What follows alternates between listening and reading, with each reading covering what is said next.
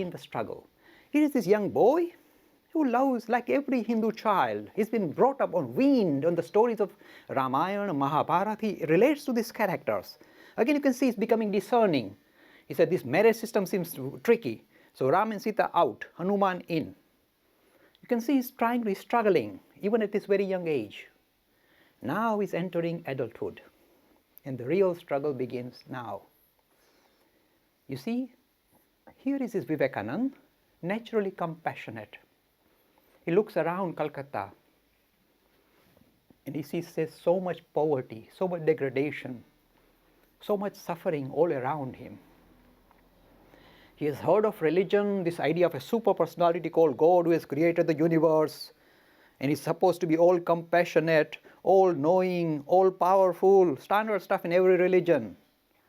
And he sees tremendous degradation, tremendous suffering all. Even today, if you go to Calcutta, it doesn't hurt you, it doesn't make you shudder, you're not human. The degradation is very visible, very frightening. And this young boy now, entering adulthood, now you see his rational faculties are kicked in fully. He looks around.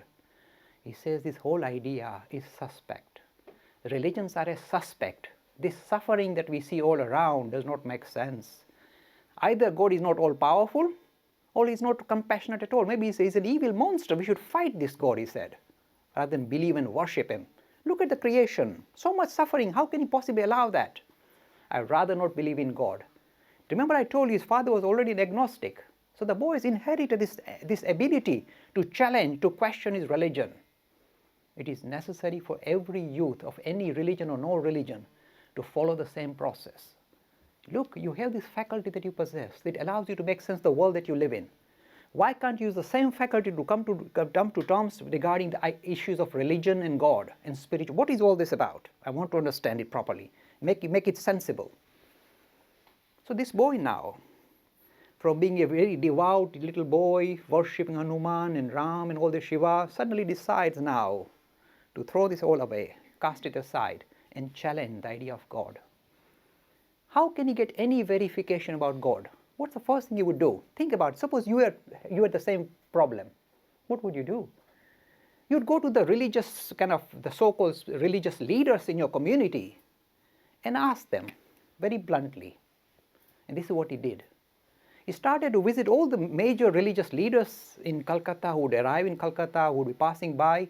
He would go there. He would listen to their discourses, whether it's in philosophy or whether it's in kathas, Purans, whatever. He would listen to that very nicely.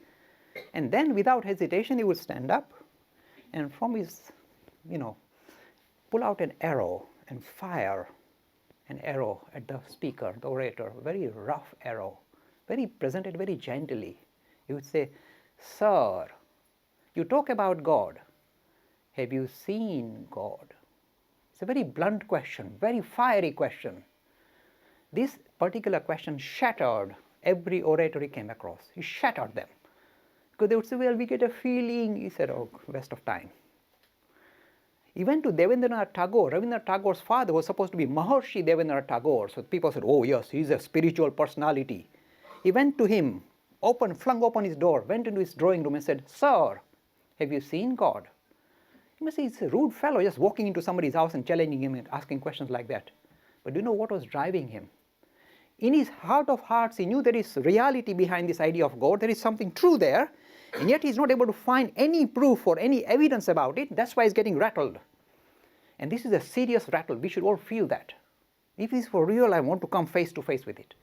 And if I can come face to face with it, has somebody else come face to face with it? First-hand experience, can somebody assert they have seen God? The more he asked, the more worried he became because nobody gave him a proper answer, including Devendranath Tagore. He went and said, "Have you seen God?" He said, "My boy, you've got such lovely eyes." He said, "Oh, go away." He walked away. It's very rude. He said, "This is waste of time." You see, he was looking for a spiritual personality who could affirm without hesitation that God is not a matter of book learning, not a matter of intellectual acceptance, but a matter of first-hand experience. First-hand experience is the minimum requirement. You don't even start your religious journey unless you come face to face with this thing called God. You must come face to face with it. How can you believe it otherwise? Because it's scribbled in some book? Who cares? This was his approach, very fiery. And he was feeling more and more disappointed, and he was getting more and more worked up and more atheistic, Gnostic. Saying this is all because everybody I tried have given me a waffle. Nobody's given me a clear answer to this very important question, and nobody could. And he continued to struggle. He was studying at a college where there was a Scottish professor called Professor Hastie, William Hastie. One day in the class, Professor Hastie said, there are individuals who are so blessed. He was talking about Wordsworth, the mystic poet, the mystic English poet. He said there are certain individuals who are blessed to experience spirituality for themselves, this exciting experience of spirit. There are some individuals like that, and Wordsworth was like that. In fact, if you study Wordsworth, you'll see why he's such a thrilling poet, or William Blake for that matter. These are mystic poets. So this Hastie said, well, we heard of Wordsworth, but there is only one individual that I know in Calcutta who can claim similar experience, ecstasy as experience of God, personal, first-hand, in Calcutta, modern Calcutta. And the name of this personality, said Professor Hastie, is Ramakrishna, an illiterate priest in the Kali temple in Dakshineshwar, north of Calcutta. So Narendra heard about it. He said, illiterate priest is hardly going to stand up to my challenge. Because by this time, Vivekananda studied David Hume, he studied Schopenhauer, he studied Kant, he studied all the Western philosophers, he knows all the arguments regarding proof of God. He's fully aware. He's very sharp. I told you, here is a personality with an intellect as sharp as the intellect of Adi Shankara, and with a heart as compassionate as the great Buddha. Both combined in one life. Tremendous intellect, very sharp intellect, and tremendous compassion, searching to make sense of life. And what is this all about? Both these are very visible in his life. And he said, this illiterate priest can never satisfy me. I'm wasting my time. So he kept fobbing it off. He wasn't prepared to go and visit him. One of his cousin brothers used to visit Ramakrishna. He said, look, Narendra, if you are really serious about God, stop bothering these other Puranis. Go to this master. He will put your mind at rest. There's nobody better. Go and visit him. So the story goes, this Narendra one day decides to visit Dakshineshwar. He looks at Ramakrishna, who's just wearing a simple white piece of cloth, no external signs of religion, no tila tapka, nothing, no mara, nothing. Sitting on a wooden bench, talking to a few youngsters who are sitting on the mat and talking very sweetly about experience of God, spirituality, very fast, and you can see he's charged up. So Narendra sat in the corner like a good little boy, a good young man, and listened quietly. He was very respectful. When this discourse finished, he stood up, took out his arrow without hesitation. I told you, he's very blunt, very blatant, because he's serious about religion. He's not looking for superficial, he wants serious religion. He took out his arrow and fired at Ramakrishna. Sir, you talk about God. Have you seen God? Now, most people that he fired this question to collapsed. They gave a waffle or ran away. Here, he met his match. The response he got instantaneously, it was not something that he had to think about. Instantaneously, the response he got from this Ramakrishna is, my boy, I can see God. I can see God more clearly than I can see you. Now, this is something unusual. Because you see, here is a person, somebody, a guileless person, very honest. You can see he's very honest. Speaking from his experience, say, look, you see, who is interested in finding God? People cry pots of tears for their family, for the wealth, for all these kind of things. They cry and weep. Who is crying for God? Who is serious about God? If you are serious about God, you can come face to face. I can see God more clearly than I see you, my boy. This is a very dramatic statement. Because if God experience, suppose somebody said, I can see God just like I can see you, that would be suspect. You know why? Because the God experience has to be far more intense than our experience of reality in this sense. It has to be far more intense. So when he said this, we are kind of rattled because nobody had given, you see, unless you have first an experience, you can't use language. Remember this thing. Whenever you meet a spiritual giant, He will not fall back on some Shastras and pull out in the Bhagavad Gita chapter 2, 14 verse. He will not do that. New Bhagavad Gita will flow out of his lips because he's talking from first and linked with spirituality. So the language will be very novel, very unusual. He will not fall back on ancient scripture. He will produce new scripture. And this is what Ramakrishna did. God can be seen more clearly than you can see this world that you are so sure about, this empirical universe that you are so certain about. It is a much more intense experience than this experience of you and me here. This was dramatic stuff. You won't find it in ancient books. And this Narendra was rattled. He thought maybe this guy has got a few screws loose here. You know, and all his marbles are not there. Maybe he's a bit nuts. He's talking, he can see God. You know, if anybody makes claims that they can see God, you must check out the local lunatic asylums. Possible somebody escaped. So Narendra is, look, he's a rationalist. Strongly, as I told you, feet firmly implanted in rationality. Cannot be easily bought out.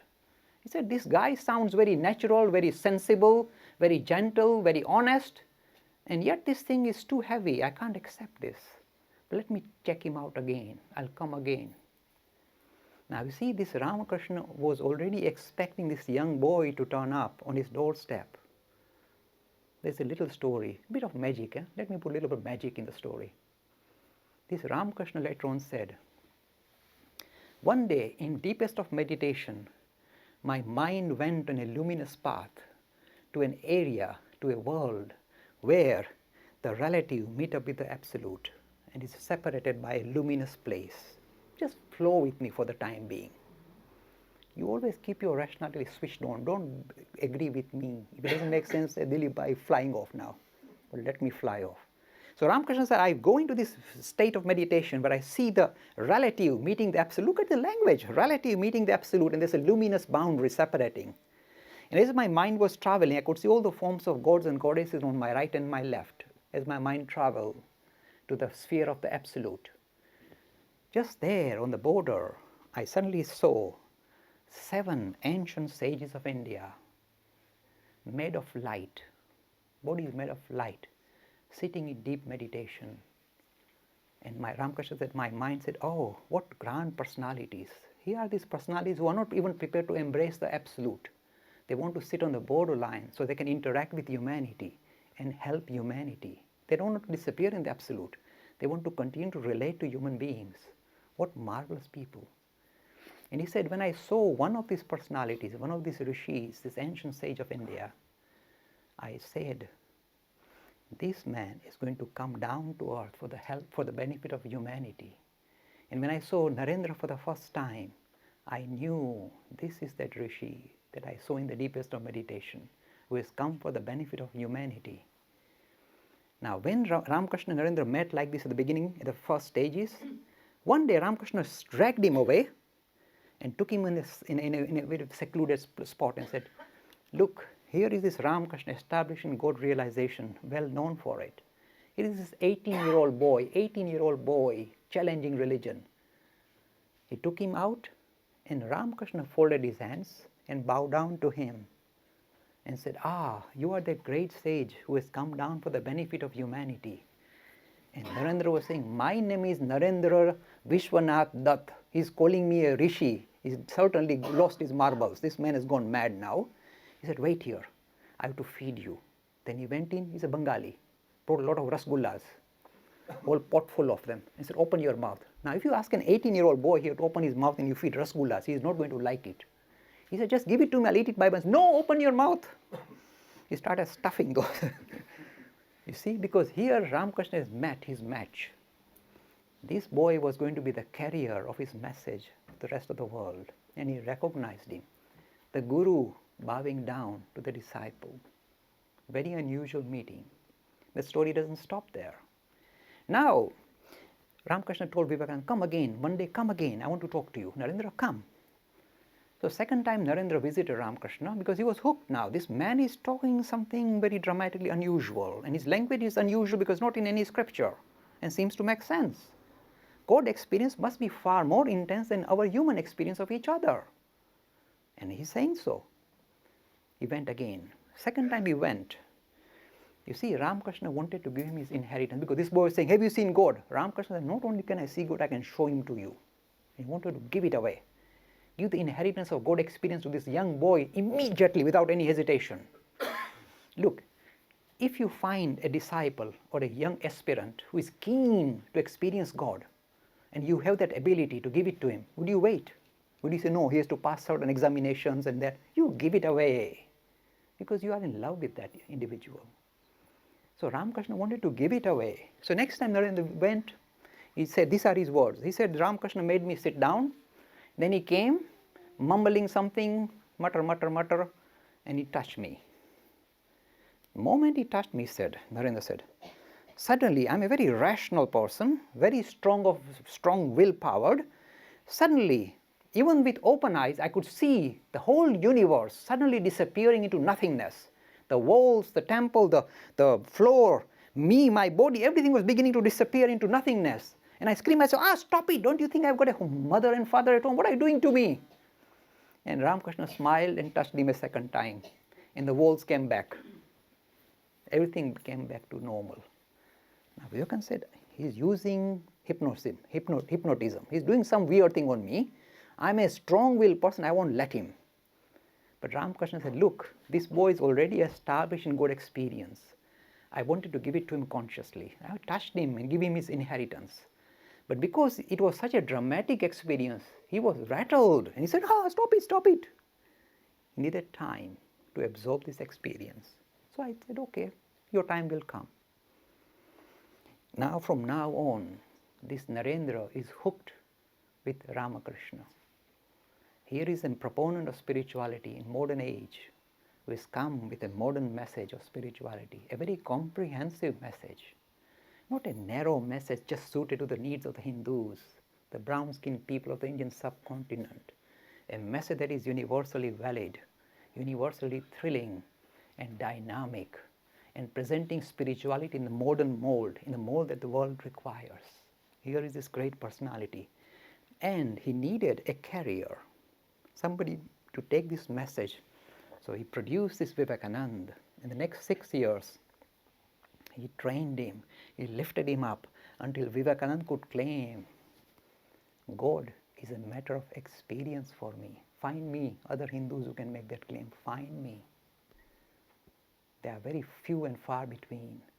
These are the real giants of spirituality. For them, religion is not a matter of just belief system, just intellectual acceptance. Drink a cup of coffee and let me work out. Can there be a God? Surely there must be somebody behind this universe. Let me work out. Drink cups of coffee to work it out. This is called intellectual acceptance or rejection. God cannot be that. It must be much more intense. If it's a reality, you must come face to face with it. It must, blow your fuses. It must be that dramatic. So next few years now, Vivekananda stays with Ramakrishna. And this inheritance that his master possesses, he becomes the carrier of it to present it to the greater world. I'm going a bit fast forward. You see, this Ramakrishna Vivekananda relationship and what they stand for. You see, let me explain. We Hindus say that spirituality cannot be confined to some golden age, golden period in the ancient times. Say, all these great sages, Vishwamitra, Vashishta lived 5,000 years ago, and Ram and Krishna, and that was the golden period where spirituality became revealed to the world. And this is captured in the Bhagavad Gita, in the Upanishads. That's it, that was the golden period. If you make that claim, your religion is really kind of lost its plot because it is not a universal phenomena. It's a quirk of nature. It's just something that was suitable for a certain historic period in time. It's hardly universal. If spirituality is truly a universal phenomena, it should be possible to produce modern proponents of spirituality who can talk of the same experience and present it to us in our language, in our times, in a mold that fits our requirements. Otherwise, it's just a quirk of nature. It's hardly worth bothering with. Your religion allows evolution to the ideas of religion, spirituality, God. It allows for this flow, and it recognizes that you may have had prophets, great prophets in the past, who make us feel, wow, how powerful, how grand. But it makes room for modern proponents of spirituality who will present the same ideas in our times, in our language. It doesn't stop there. He says, why do you think that the spiritual is just confined to the past and present? Maybe in days to come, there will be prophets greater than the ones we have seen so far. Why do you denigrate humanity? They will produce giants, spiritual giants, perhaps much more superior in days to come. We bow down to the prophets of the past. We pay tribute to the prophets of today. And we are ready to welcome the prophets of the future who will thrill mankind, the message of spirituality in days to come. This is the story of Vivekananda.